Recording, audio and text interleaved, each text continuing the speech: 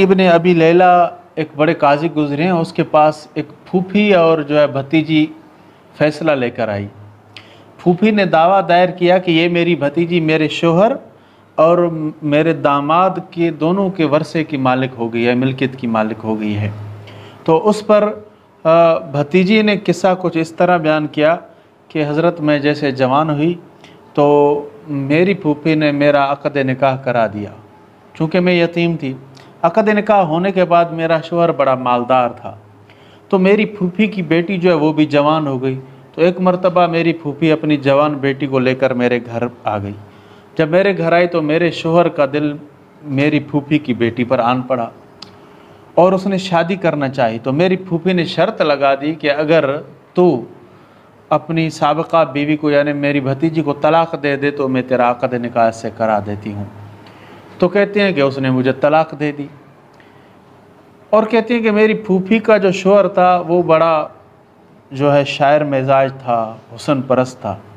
जैसे मेरी इद्दत गुज़री तो मैं फूफी के घर के अंदर बन संवर कर खड़ी हो गई और जैसे ही मैं बन संवर कर खड़ी हो गई, मेरी फूफी का शोहर बाहर गया हुआ था और जब वापस आया मुझे देखकर, मेरी खूबसूरती को देखकर मुझ पर फ़रिफ्ता हो गया।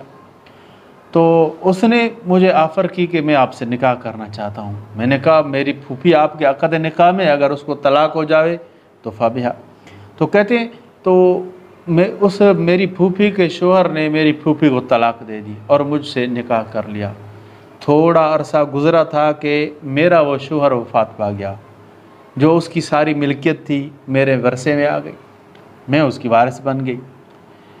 और उसके बाद कुछ वक्त गुज़रा, मेरी इद्दत गुज़री तो मेरा साबिक़ा शोहर जिसने मुझे तलाक़ दी थी वो अपनी बीवी के साथ मेरे घर में आया।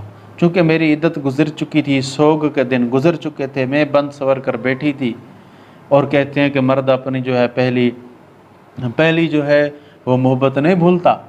तो वो आ गया मेरे पास। उसने जब मुझे देखा, हुस्न जमाल देखा तो उसका दिल भर आया।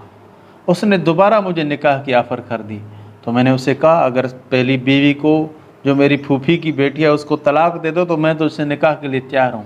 तो कहते हैं उसने फ़ौरन उसको तलाक़ दे दी और मुझसे अक़द निकाह कर लिया। फिर 2-4 माह गुज़रने के बाद वो भी वफ़ात पा गया। अब अल्हम्दुलिल्लाह भतीजी यानी फूफी के शोहर की भी वर्सा मुझे मिल गया और मेरे अपने शोहर का वर्सा भी मुझे मिल गया।